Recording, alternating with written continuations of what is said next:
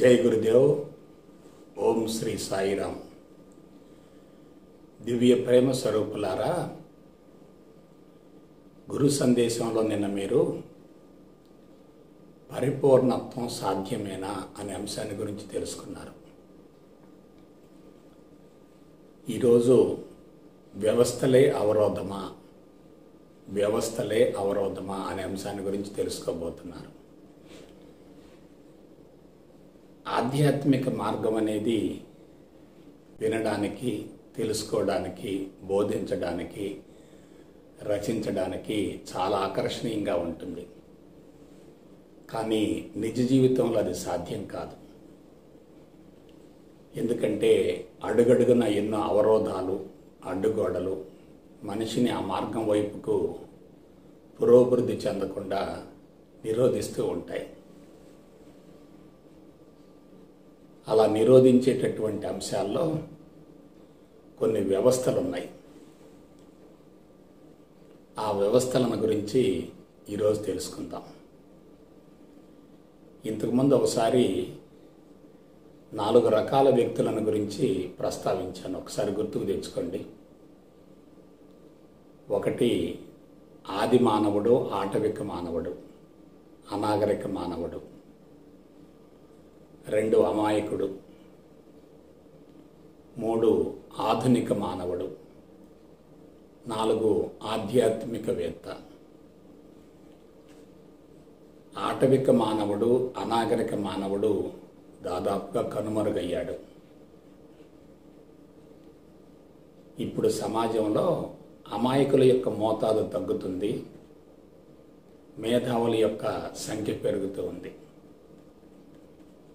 అమాయకుల వల్ల కూడా సమాజానికి పెద్దగా నష్టం ఉండదు. ఇక 3వ వర్గం ఎవరు? ఆధునిక మానవులు, నవీన మానవుడు, నాగరిక మానవుడు, మేధావి, తెలివైన వ్యక్తి. ఇతని వల్లనే సమాజానికి నష్టం వస్తుంది. కాబట్టి ఇటువంటి మేధావి వర్గాన్ని ఆధ్యాత్మికత వైపుకు మళ్లించగలిగితే సమాజాన్ని ఎంతో కొంత మేరకు విశ్వవలయం నుంచి విడుదల గావించవచ్చు. అయితే ఆ మేధావి ఏమయ్యాడు? కొన్ని వ్యవస్థల్లో బంధించబడ్డాడు. ఆ వ్యవస్థలే మనిషి యొక్క ఆధ్యాత్మిక పురోభివృద్ధికి అవరోధమయ్యాయి. నెగిటివ్ ఫోర్సెస్ బాగా పెరుగుతున్నాయి. ఒంటరిగా ఉన్నప్పుడు, స్వేచ్ఛను అనుభవిస్తూ ఉన్నప్పుడు, చుట్టూ ఎవరూ లేనప్పుడు నెగిటివ్ ఫోర్సెస్ ఉండవు. 10ల సంఖ్యలో, 100ల సంఖ్యలో, వేల సంఖ్యలో, లక్షల సంఖ్యలో మనుషులు కలిసి ఉంటున్నప్పుడు ఘర్షణ వైఖరి ఉంటుంది. ఒకరి ఉనికి మరొకరికి అసౌకర్యంగా ఉంటుంది. ఒకరు మరొకరికి భారం అవుతారు.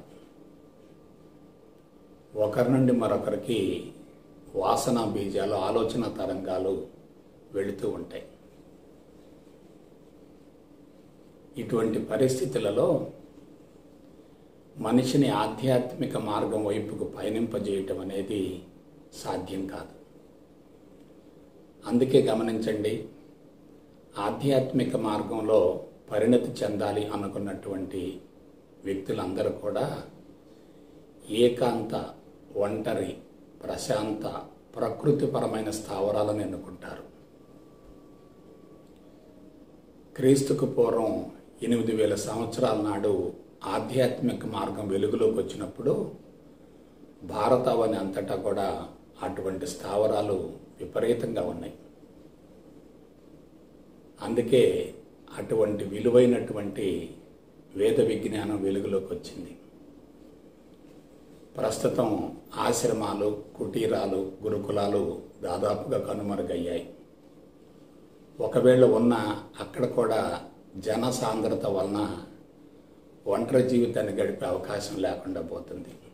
అక్కడ రాజకీయాలు పెరుగుతూ ఉన్నాయి, ఆర్థికపరమైన అంశాలు చోటు చేసుకుంటూ ఉన్నాయి. అక్కడ వాతావరణం కూడా కలుషితం అవుతుంది. అంతేకాక కుటుంబాన్ని, వృత్తిని, వ్యాపారాన్ని, దైనందిన జీవితాన్ని వదిలిపెట్టి ఆశ్రమాలలో నెలల తరబడి సంవత్సరాల తరబడి కొనసాగే అవకాశం ఉండదు కదా. అందుకని అందరి మధ్య అన్నింటి మధ్య ఉంటూ కూడా ఆధ్యాత్మికంగా పరిణతి చెందే విధంగా మనం వినూత్న నవీన సాంకేతిక పరమైనటువంటి విధానాన్ని అనుసరించగలగాలి. ఒంటరి జీవితం నుండి మానవుడు సామూహిక సంఘ జీవనానికి రావడానికి మూల కారణం భద్రత కోసం, రక్షణ కోసం, మనుగడ కోసం పోరాటం చేయకుండా ఉండటం కోసమే ఈ మార్గానికి మళ్ళాడు. సామూహిక జీవనం అయితే, సంఘ జీవనం అయితే, ఎక్కువ మంది కలిసి ఉండేటట్లయితే ఇతర మాంసాహార జంతువుల నుండి, ప్రకృతి వైపరీత్యాల నుండి రక్షణ పొందొచ్చు, భద్రతగా జీవించవచ్చు అనే భావంతో సంఘ జీవనానికి మళ్ళాడు. ఆ సంఘ జీవనంలో మొట్టమొదటి అంశం ఏమిటంటే కుటుంబ వ్యవస్థ. కుటుంబ వ్యవస్థ ఆవిర్భావం కావడానికి మూల కారణం ఏంటంటే ఫలవంతమైన సంతానాన్ని ప్రకృతికి అందించాలనే ధ్యేయం కూడా అందులో ఇమిడి ఉంది. కొంచెం జాగ్రత్తగా ఆలోచించండి. మానవుడు ఆటవికంగా ఉన్నప్పుడు, అనాగరికంగా ఉన్నప్పుడు సంతానోత్పత్తి కోసం స్త్రీ పురుషులు కలుస్తూ ఉంటారు. అయితే ఒంటరి జీవితం కాబట్టి పురుషుడు తన శారీరక అవసరం తీరిన తర్వాత ఆమెను వదిలిపెట్టి వెళ్ళిపోయేవాడు. ఆమె గర్భిణిగా ఉన్నప్పుడు, ప్రసవించేటప్పుడు, ప్రసవించిన తర్వాత ఆ తల్లికి బిడ్డకి రక్షణ ఏది, భద్రత ఏది? బిడ్డను వదిలిపెట్టి తల్లి వెళ్ళలేదు కదా. బిడ్డను వదిలిపెట్టి తల్లి వెళితే ఏమవుతుంది? ఇతర మాంసాహార జంతువులు ఆ బిడ్డను భక్షించేవి. ఆ విధంగా తల్లి మాతృత్వానికి దూరమై క్షోభిస్తూ ఉండేది. సో ఫలవంతమైన సంతానాన్ని ప్రకృతికి కానుకగా అందించాలంటే స్త్రీకి సంపూర్ణ రక్షణ ఉండాలి. ఆమె భౌతిక అవసరాలు తీర్చగలగాలి. అందుకు బాధ్యత వహించవలసింది ఎవరంటే పురుషుడు. సో జీవిత పరమార్థం నెరవేర్చుకోవటం కోసం, మాతృత్వాన్ని అనుభవించటం కోసం, ఫలవంతమైన సంతానాన్ని ప్రకృతికి కానుకగా అందించటం కోసం షిఫ్టింగ్ జరిగింది. అంటే ఒంటరి జీవితం నుండి కుటుంబ వ్యవస్థకు మళ్లించబడింది. కుటుంబం మొత్తం కలిసి ఉంటున్నప్పుడు ఒకరి భావాలు మరొకరికి, ఒకరి ఆలోచనలు మరొకరికి, ఒకరి రుచులు మరొకరి మీద, ఒకరి అభిప్రాయాలు మరొకరి మీద ప్రభావితం చేస్తూ ఉంటాయి.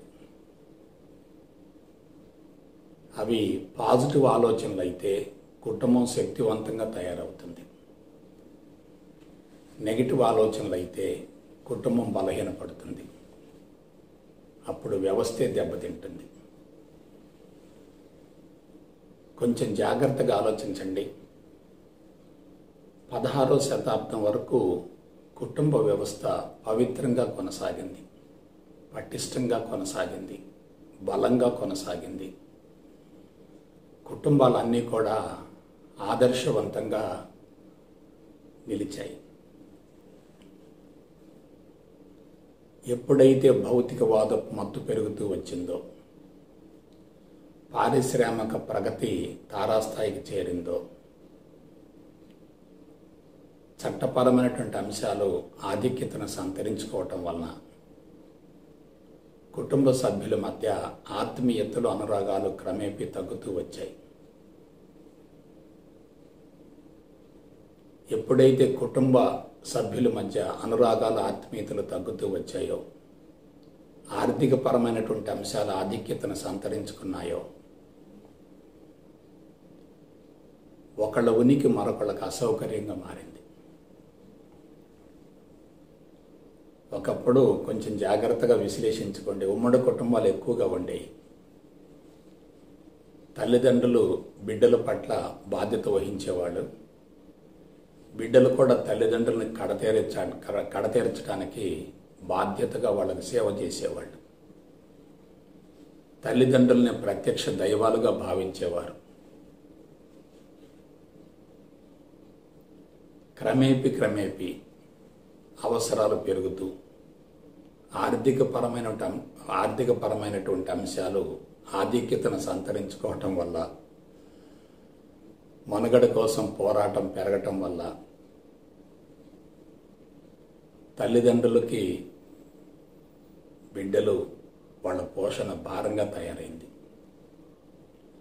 బిడ్డలు కూడా వాళ్ళ అవసరాల కోసం తల్లిదండ్రులు విస్మరిస్తూ వస్తున్నారు. అందుకే గత 10 సంవత్సరాలుగా వృద్ధాశ్రమాలు బాగా పెరుగుతున్నాయి.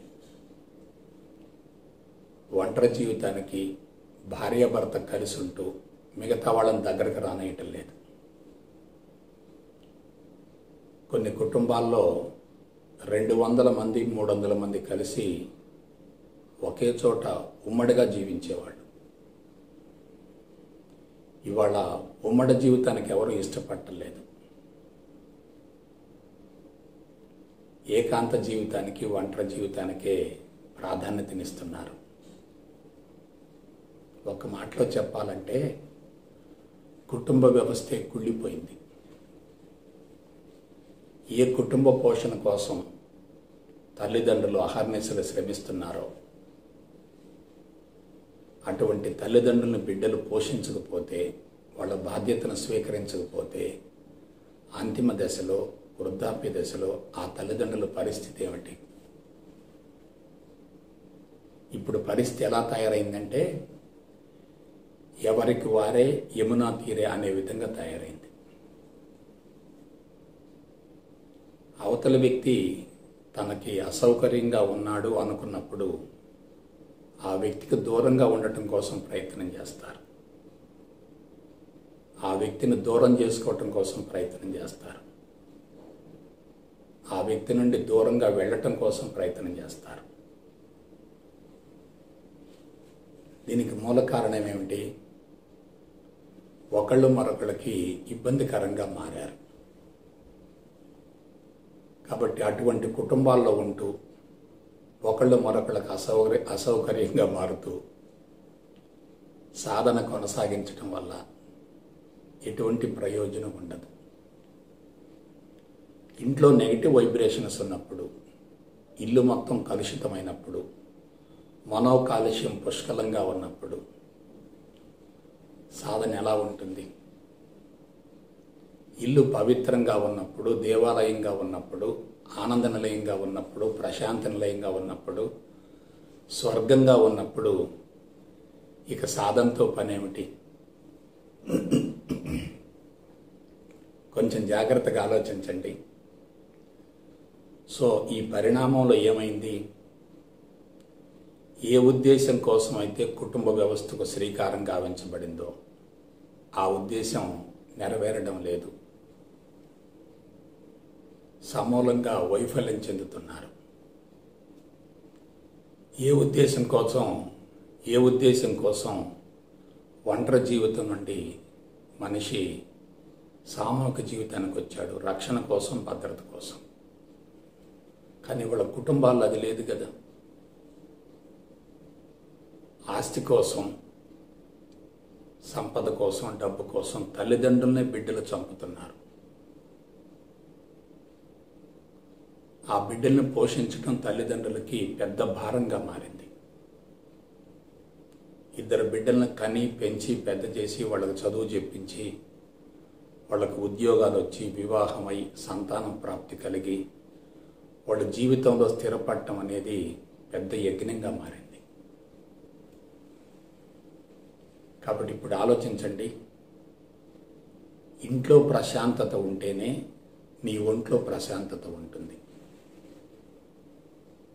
ఇల్లు అల్లకల్లోలంగా ఉంటే నీ మనసు అలజడికి గురవుతుంది.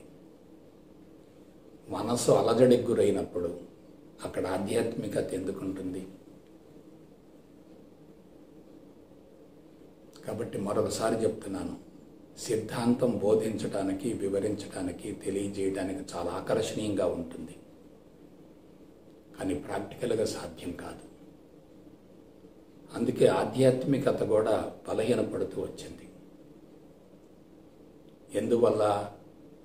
కుటుంబ వ్యవస్థ పవిత్రంగా కొనసాగినంత కాలం ఆధ్యాత్మికత కూడా ఆటోమేటిక్గా అమలు జరిగింది. కుటుంబ వ్యవస్థ బలహీనపడుతూ వచ్చే కొద్దీ ఆధ్యాత్మికత కూడా కుటుంబాలకు దూరమైంది. అనురాగం, ఆప్యాయతలు, ఆత్మీయతలు లేనప్పుడు అక్కడ వాతావరణం ఎలా ఉంటుంది? అందరూ కలిసిమెలిసి ఐకమత్యంగా, అన్యోన్యంగా, ఒద్దికగా, ప్రేమగా జీవిస్తూ ఉంటే కుటుంబాలు ఎలా ఉంటాయి? ఇటీవల కాలంలో అది పూర్తిగా నిర్వీర్యమైపోయింది. కుటుంబాలన్నీ కూడా బలహీనపడుతూ వచ్చాయి.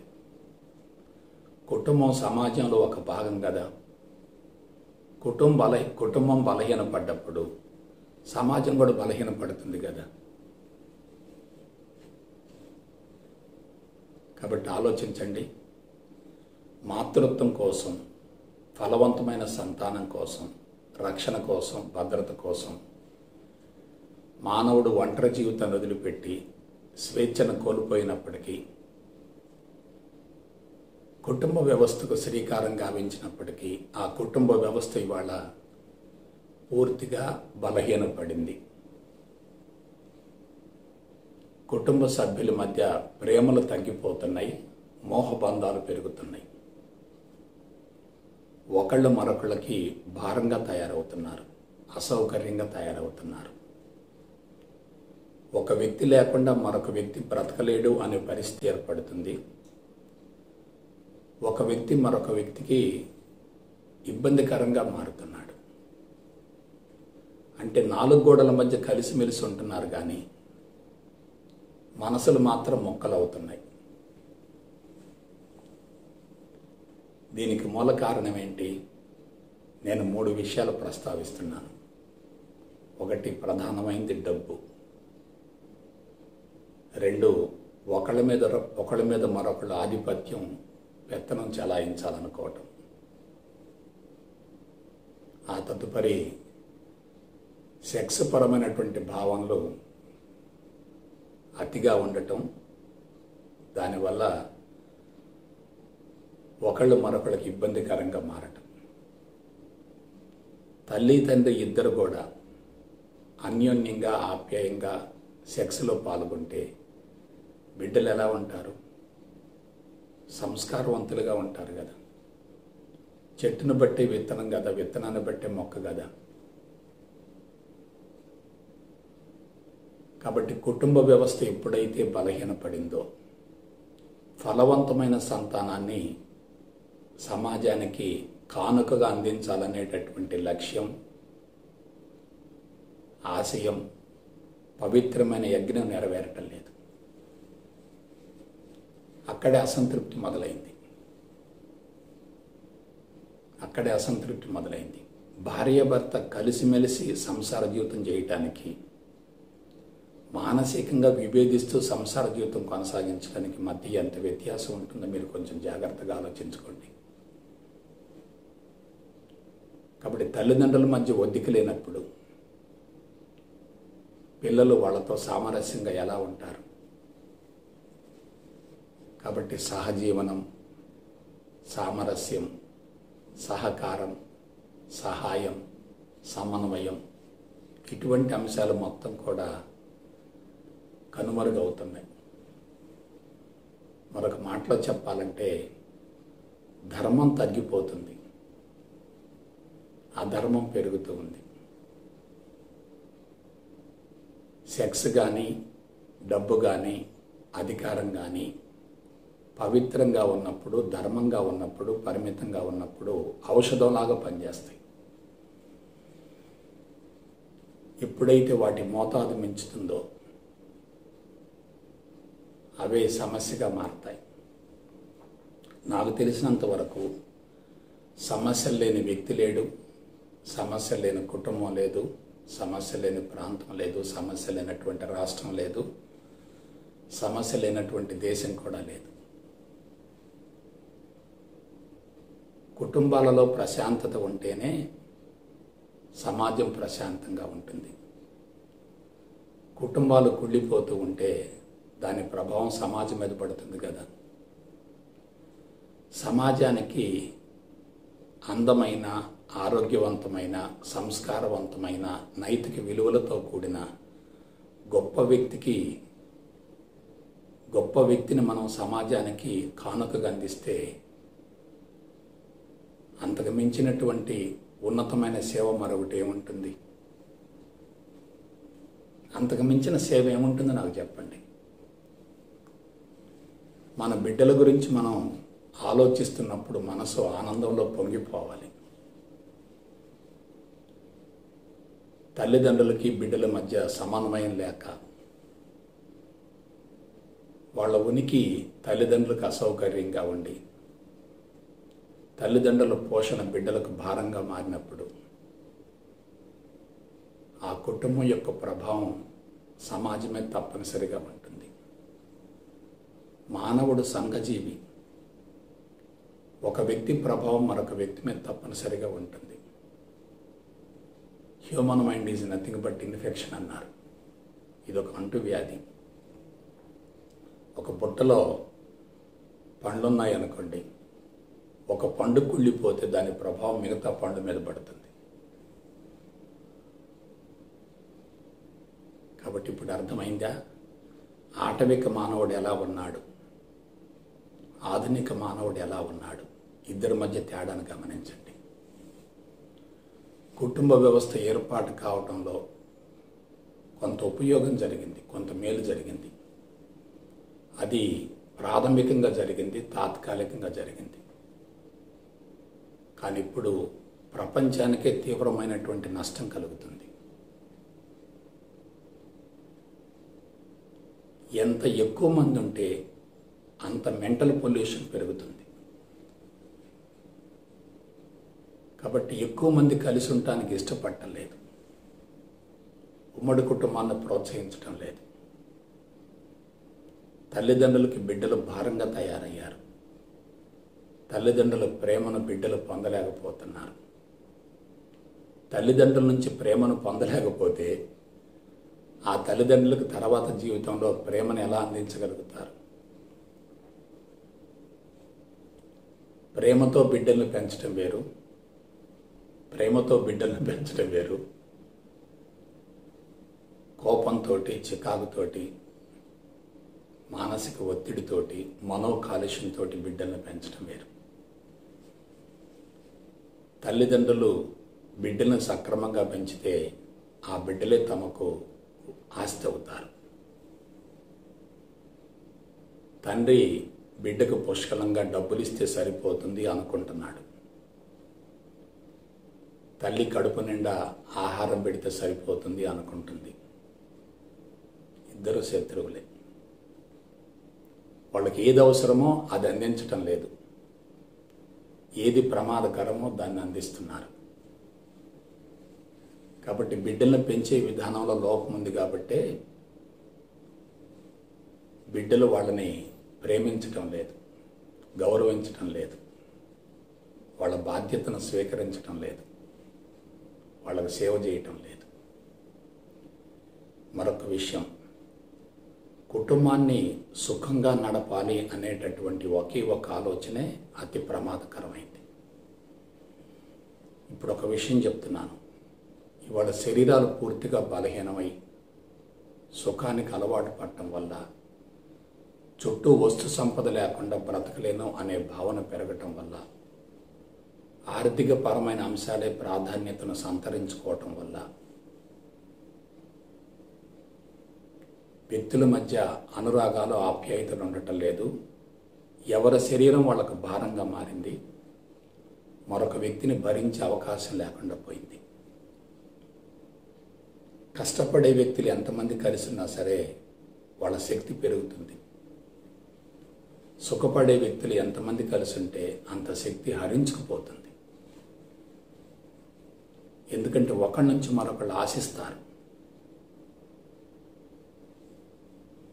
ఒకళ్ళ నుండి మరొకళ్ళు ఏదో పొందాలని పరితపిస్తారు. ఆశించింది అందిందనుకోండి, అవసరం లేక వదిలేస్తారు. అందలేదనుకోండి, అవసరం తీరదు కాబట్టి నాకెందుకు అనుకుంటారు. ఇదంతా దశల వారీగా జరిగింది. పరిణామ క్రమంలో తిరోగమనం జరిగింది, పురోగమనం జరగలేదు. కొంచెం ఆలోచించండి జాగ్రత్తగా. ఒక కుటుంబంలో అందరూ ప్రేమగా, ఐకమత్యంగా, ఒద్దికగా ఉంటే ఎనర్జీ లెవెల్స్ పెరుగుతాయి. అలా కాకుండా విభేదిస్తూ ఉంటే, కీచులాడుకుంటూ ఉంటే, కొట్లాడుకుంటూ ఉంటే, ఘర్షణ పడుతూ ఉంటే, అక్కడ అతి భయంకరమైనటువంటి వర్గ పోరాటం జరుగుతుంటే శరీరం మొత్తం కూడా బలహీనపడుతుంది. అందుకే తల్లిదండ్రులు జబ్బులతో కొనసాగుతున్నారు, బిడ్డలకు ఆ జబ్బులను వారసత్వంగా అందిస్తున్నారు. కాబట్టి తల్లిదండ్రులు చేసినటువంటి కొన్ని పాపాలు బిడ్డలకు శాపాలుగా మారుతున్నాయి. 3 పదులు నిండకుండానే దీర్ఘకాలిక వ్యాధులు సంభవిస్తున్నాయంటే వాళ్ళకు పుట్టే బిడ్డలు ఎలా ఉంటారు? ఆ బిడ్డలు కూడా రుగ్మతలతో బాధపడవలసిందే కదా. కొంచెం ఆలోచించండి. ఇటువంటి విషయాల గురించి అవగాహన లేకుండా ఆధ్యాత్మికత పేరుతోటి కఠోరంగా సాధన చేస్తే కలిగే ప్రయోజనం ఏమిటి? కళ్ళు మూసుకున్నప్పుడు కుటుంబ వ్యవహారాలు గుర్తుకొస్తూ ఉంటే శక్తి ఎంత కోల్పోతారో మీరు ఆలోచించండి. కళ్ళు తెరిచి ఉన్నప్పుడు ప్రశాంతంగా ఉంటే కళ్ళు మూసుకున్నప్పుడు అదే స్థితి కొనసాగుతుంది కదా. కళ్ళు తెరిచి ఉన్నప్పుడు ఘర్షణ వైఖరి ఉంటే కళ్ళు మూసుకుంటే మానసిక మట్టంలో అదే వైఖరి కొనసాగుతుంది కదా. కాబట్టి ఇప్పుడు చెప్పండి, ఆది మానవుడు అదృష్టవంతుడా, ఆధునిక మానవుడు అదృష్టవంతుడా? ఆటవిక మానవుడు ఎలా జీవించాడు, ఆధునిక మానవుడు ఎలా జీవిస్తున్నాడు? అతనికి ఆరోగ్యం ఉంది, ఆయువు ఉంది, ఎంతో కొంత మేరకు మానసిక ప్రశాంతత ఉంది. మరి ఇతని సంగతి ఏంది? ఆరోగ్యం లేదు,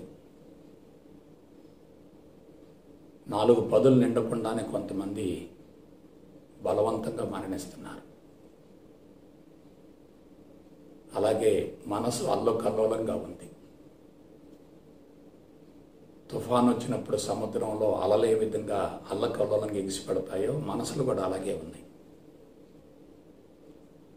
ఒక వ్యక్తి మనసు కలుషితం అయితే అది కొన్ని వందల వేల మనసుల్ని కలుషితంగా తయారు చేస్తుంది. కొంచెం జాగ్రత్తగా విశ్లేషించుకోండి. ఎక్కడ పొరపాటు జరుగుతుంది? ఏ ఉద్దేశం కోసం అయితే మానవుడు కుటుంబ వ్యవస్థకు మారాడో ఆ ఉద్దేశం నెరవేరటం లేదు కదా. స్త్రీకి భద్రత కల్పించాలి, ఫలవంతమైన సంతానాన్ని సమాజానికి అందించాలి అనే ఆశయం నెరవేరినప్పుడు, మాతృత్వం అనేటటువంటి యజ్ఞం భగ్నమైనప్పుడు మనిషి అంతరంగంలో అసంతృప్తి తారాస్థాయికి చేరుతుంది. ఆ అసంతృప్తి బిడ్డల మీద, సమాజం మీద పడుతుంది. ఒక వ్యక్తి సంపాదన మీద 10 మంది ఆధారపడే పరిస్థితి వచ్చింది. ఆ వ్యక్తికి ఏదైనా జరిగితే కుటుంబం ఏమవుతుంది? లేదు, భార్యాభర్త ఇద్దరు ఉద్యోగాలు చేస్తున్నారు, ఇద్దరు కలిసిమెలిసి అన్యోన్యంగా ఆప్యాయంగా సంసారం చేసే అవకాశం లేదు కదా. ఇవాళ ఐటీ ఉద్యోగాల్లో చాలామంది కొనసాగుతున్నారు. ఎంతమంది ప్రేమగా సంసారం చేస్తున్నారు? ఉరుకులు పరుగుల జీవితంలో మానసిక ఒత్తిడితో శారీరకంగా కలుస్తూ ఉంటే విడుదలయ్యే బీజాలు ఎలా ఉంటాయి? అటువంటి బీజాల ద్వారా వచ్చేటటువంటి మొక్కలు ఎలా ఉంటాయి? ఇద్దరు బిడ్డల్ని ప్రయోజకులుగా చేయటం అంటే తల్లిదండ్రులకు పెద్ద సమస్యగా మారింది. ఎందుకంటే వాళ్ళ కోరికలు తీర్చలేకపోతున్నారు. ఆధునిక సమాజంలో ఆకర్షణీయమైనటువంటి వస్తు సంపద చుట్టూ ఉన్నప్పుడు మనుషులకు ఆటోమేటిక్ కోరికలు పెరుగుతాయి. అందున బాల్యంలో ఉన్నప్పుడు, యుక్త వయసులో ఉన్నప్పుడు సహజంగానే విచక్షణ కోల్పోతూ ఉంటారు. పక్క వాళ్ళతో వీళ్ళని పోల్చుకుంటూ ఉంటారు. వాళ్ళ జీవితంలాగా నా జీవితం కూడా పూలబాటలా ఉండాలనే ఆలోచనతోటి భౌతికపరమైన వస్తువులు కోరుకుంటూ ఉంటారు. వాటన్నింటినీ తీర్చడం తల్లిదండ్రులకు సాధ్యమవుతుందా? పిండి లేకుండా రొట్టెలు ఎక్కడి నుంచి వస్తాయి? బిడ్డలారా, జాగ్రత్తగా ఆలోచించుకోండి. ఆధ్యాత్మికం అనేది అన్ని అంతస్తులు దాటగలిగితేనే అందుతుంది. అది ఆకస్మికంగా లభించేది కాదు. కళ్ళు మూసుకుంటే జరిగేది కాదు. జీవనశైలి మారకుండా ఆధ్యాత్మిక మార్గంలో పట్టు సాధించడం బహు కష్టతరం. మనిషి జీవనశైలే వక్రంగా మారింది. దీనికి మూల కారణం ఒక్కటే. ప్రకృతిలోకి వెళ్ళవలసిన మానవుడు ప్రకృతిని తన అవసరాలకు ఉపయోగించుకుంటూ అవసరానికి మించి సేకరించుకుంటున్నాడు. కొంతమందిదేమో ఆకలి బాధ, మరికొంతమందిదేమో అజీర్తి బాధ. ఆశల పంటల రాసులు పోసిన ధనవంతులు కొందరు, ఆకలి మంటల బాధలు తీరని అనాథలు కొందరు. పెంపుడు కుక్కకు సకల భోగ భాగ్యాలు, తోటి దీనజనులకు ఘోర నరకాలు. పెంపుడు కుక్కకు సకల భోగ భాగ్యాలు, తోటి దీనజనులకు ఘోర నరకాలు. కుటుంబాలు ఏ విధంగా అభివృద్ధి చెందుతున్నాయి అంటే డబ్బుతో అభివృద్ధి చెందుతున్నాయి. ధనం ముఖ్యం అనుకున్న చోట ధర్మం ఉండదు కదా. ధర్మం లేని చోట దేవుడు ఉండడు కదా. దేవుడు లేని చోట అక్కడ పవిత్రత ఉండదు కదా. పవిత్రత లేని చోట ప్రశాంతత ఎందుకు ఉంటుంది? సో మనం ఏం చేయాలి? ఇంట గెలిసి రచ్చ గెలవాలి. ఇంట్లో విభేదాలు వచ్చి సమాజంలోకి వెళ్ళి సమాజానికి ఏదో సలహాలు ఇస్తానంటే మీ సలహాలు స్వీకరించే స్థాయిలో సమాజం లేదు కదా. కాబట్టి మిమ్మల్ని మీరు సంస్కరించుకుంటేనే సమాజానికి సలహాలు ఇచ్చేటటువంటి అర్హతను పొందుతారు. మిమ్మల్ని మీరు సంస్కరించుకోకపోతే సమాజానికి సలహాలు ఇచ్చేటటువంటి అర్హత ఎక్కడి నుంచి వస్తుంది? కుటుంబం ఆదర్శవంతంగా ఉంటేనే సమాజంలో గౌరవ ప్రతిష్టలు వస్తాయి, సమాజంలో సత్సంబంధాలు ఏర్పడతాయి. అదే సమాజం మీద పట్టు సాధించడం అంటే. కాబట్టి సెక్స్ జీవితం ఫెయిల్ అవుతుంది. ఆర్థిక పరమైన అంశాలు ప్రాధాన్యతను సంతరించుకుంటున్నాయి. సమాజంతో సత్సంబంధాలు తగ్గిపోతున్నాయి. ఎవరి జీవితం వాళ్ళది, ఎవరి కుటుంబం వాళ్ళది. ఒకళ్ళకి ఏదైనా ఆపదొస్తే మరొకళ్ళు ఆదుకునే అవకాశం లేకుండా పోయింది. సో ఆటవిక మానవుడే అదృష్టవంతుడు, ఆధునిక మానవుడే దురదృష్టవంతుడు. కుటుంబాలు దేవాలయాలుగా మారాలంటే ఆధ్యాత్మిక చింతన ఒక్కటే సమూల శాశ్వత పరిష్కారం. అటువంటి ఆధ్యాత్మిక చింతనకు కుటుంబ వ్యవస్థ అవరోధం కాకూడదు. కాబట్టి నా సలహా ఏమిటంటే ఆధ్యాత్మికంగా ఎదగబోయే ముందు మీ కుటుంబాన్ని చక్కదిద్దుకోండి. ఇంట గెలిసి రచ్చ గెలవండి. ఇంట్లో ఈగల మోత బయట పల్లకి మోత అంటారే,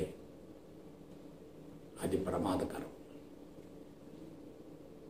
ఇల్లు ఒక దేవాలయం అయితే, దేవుడి కోవిలైతే, స్వర్గం అయితే, ఆనంద నిలయం అయితే, ప్రశాంతి నిలయం అయితే ఇంకా సాధనతో పని ఏమిటి? జీవితమే సాధనగా మారుతుంది కదా. కాబట్టి కుటుంబ వ్యవస్థ బలోపేతంగా గావించబడే చర్యలకు పూనుకోండి. కుటుంబాన్ని అద్భుతంగా తీర్చిదిద్దగలిగితే జీవితం ధన్యమవుతుంది. అప్పుడు ప్రశాంతంగా మరణించవచ్చు. అందుకే ఎక్కువ కాలం జీవించే వ్యక్తులు కొడుకులు, కోడళ్ళు, మనవళ్ళు, మనవరాళ్ళు అందరినీ చూసుకొని తృప్తిగా జీవితాన్ని ముగిస్తారు. కుటుంబానికి న్యాయం చేయగలిగితే నీ జీవితం బాధ్యతగా కొనసాగినట్లే.